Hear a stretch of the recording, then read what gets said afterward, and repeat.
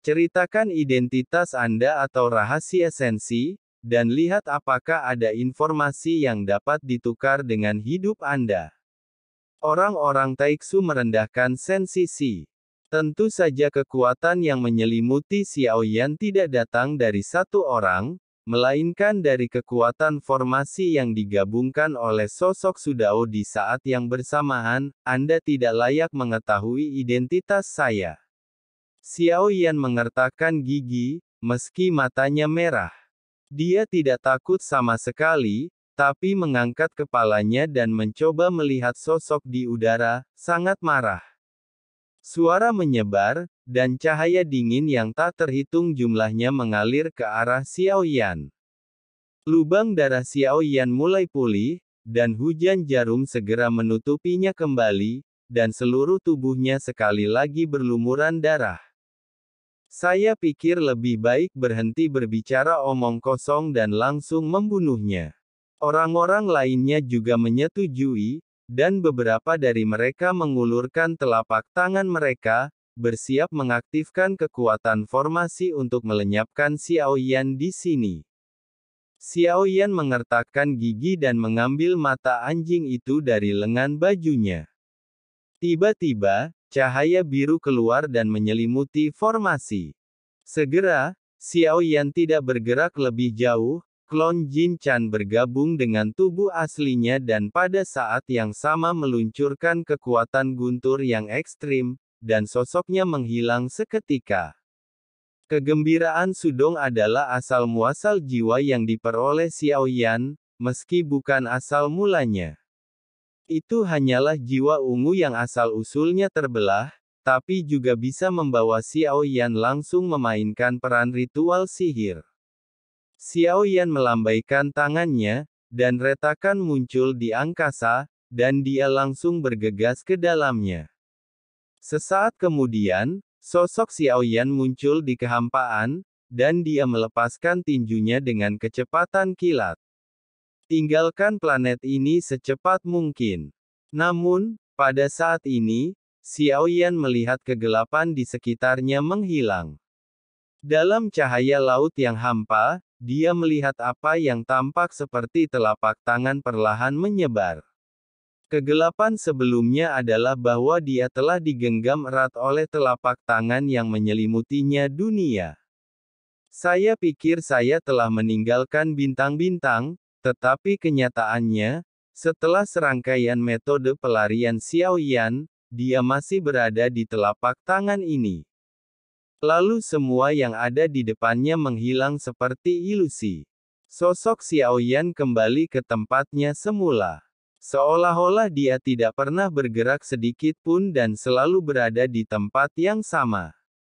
Tapi kemauan dalam hati Xiaoyan memberitahunya bahwa itu tidak mungkin salah, tapi dia terjebak dalam aturan ruang. Kamu membunuh saudara-saudaraku dan masih ingin melarikan diri. Langit di atas masih gelap. Suaranya terdengar perlahan. Kekuatan penindas menyerang lagi, dan formasinya masih sama seperti sebelumnya. Pada saat ini, cahaya dingin melintas. Xiaoyan tidak bisa bergerak dan menghindar, dan menembus langsung ke seluruh tubuhnya. Terdengar suara daging dan darah yang menusuk. Pegangannya dipenuhi karat. Pedang panjang yang berlumuran darah kering menembus dada Xiaoyan, dan setengah dari bilah pedang menembus punggung dan menembus ke tanah. Pada saat ini, Xiaoyan merasa semua kekuatannya telah lenyap, termasuk tubuhnya yang kuat, yang telah hilang cahayanya. Xiaoyan tidak melepaskan telapak tangannya. Saat dia membaliknya, pot dewa bermata 9 tiba-tiba muncul. Sebanyak 9 senior, 6 telah meninggalkan pot dewa, dan 3 belum muncul. Dia hanya bisa mencoba melihat apakah ada senior di Danau Ilahi Jiumu yang bisa mengambil tindakan untuknya. Materi, suara seruling merdu perlahan keluar, dan asap hijau melayang keluar dari Danau Ilahi Jiumu, dengan cepat mengembun di depan Xiaoyan. Saya melihat seorang pria berpakaian Xingyi, memegang seruling Yao di tangannya, dengan rambut panjangnya menari-nari. Dilihat dari perawakannya, dia pasti seorang laki-laki. Saat suara seruling keluar, tekanan pada Xiao Yan tiba-tiba mereda, tapi pedang tersembunyi di dadanya tidak bisa ditarik keluar. Dia mencoba menggunakan lebih banyak kekuatan dan bahkan menyemprotkan beberapa suap darah ke pedang tersembunyinya, tapi dia tetap tidak bergerak. Feng Jiu immortal yang tak takut, harap diam dan dengarkan lagu immortal ini, kalahkan musuh.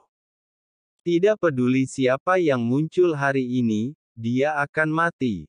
Salah satu sosok itu mengerutkan kening dan berteriak dengan suara merah. Tapi begitu dia selesai berbicara, wajahnya tiba-tiba memerah tanpa peringatan dan seteguk darah muncrat. Aku tidak mengizinkan gadis kecil manapun berbicara. Suara seruling yang merdu tidak sesuai dengan suasana saat ini, tapi tidak ada yang berani mengeluarkan suara apapun. Xiao Yan melihat sosok di depannya dan tersenyum pahit. Xiao Yan tidak akan terkejut jika ada senior aneh yang muncul dari pot dewa bermata 9. Saya hanya tidak tahu apa yang akan dilakukan senior di depan saya, dan saya tidak tahu apakah dia bisa menyelamatkannya dari api. Suaranya merdu, tapi tidak pernah berakhir. Mata orang Taiksu tiba-tiba menjadi bingung. Dia sebenarnya mengantuk. Kenapa kamu tidak pergi? Feng Jiuxian menoleh dengan wajah tampan. Jika bukan karena dadanya yang rata, tidak akan ada yang meragukan bahwa dia adalah seorang wanita. Xiao Yan menunjukkan senyuman pahit. Ada juga pedang tersembunyi di dadanya. Senior, pedang ini memiliki kekuatan penyegelan, aku tidak bisa pergi. Sayang sekali. Wilayahku sudah terlalu lama berada di Danau Dewa. Requiem ini hanya bisa bertahan setengah batang dupa, tapi aku tidak punya kekuatan untuk membuka segel ini untukmu. Jari Feng Jiuxian yang putih dan ramping mencubit dagunya. Dia sedikit mengernyit, di mana kedua seniornya? Xiao Yan bertanya. Mereka sudah terlalu lama tidur dalam pengasingan dan tenggelam di dalamnya. Saya khawatir mereka tidak dapat mengambil tindakan untuk saat ini. Bahkan jika aku baru saja bangun, tidak peduli seberapa paginya, kamu tidak dapat membangunkanku. Feng Jiuxian menjawab tanpa daya. Saat ini, Tian Wu tidak jauh dari Xiao Yan. Dia berbicara dan tempat ini diblokir oleh kekuatan luar angkasanya. Tidak ada yang bisa pergi kecuali aturan ruangnya dilanggar. Sebenarnya cara memecahkannya sangat sederhana, cukup bunuh saja. Xiao Yan tersenyum pahit saat mendengar ini. Saat ini, Feng Jiuxian sedang tertidur, dan mereka memiliki kesempatan untuk membunuhnya. Bukannya saya tidak ingin membantunya, hanya saja ada terlalu banyak orang di sini. Jika saya mengambil tindakan, saya hanya dapat membunuh satu orang meskipun saya bisa. Mengenai siapa yang bertanggung jawab atas kejadian ini, saya tidak yakin. Saat mereka berbicara, ada gerakan di udara. Tubuh seseorang tiba-tiba bergerak, tetapi mereka hanya berlatih dan tidak bisa jatuh ke dalam keadaan serius. Saya khawatir saya tidak akan mampu lagi menahan setengah batang dupa, jadi saya hanya bisa berharap mendapat lebih banyak berkah.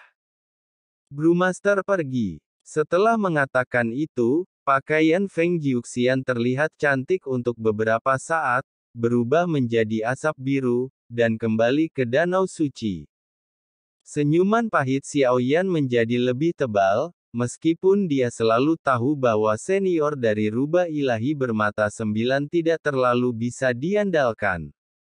Tapi saya tidak menyangka itu tidak bisa diandalkan. Saya bisa membantu Anda lagi.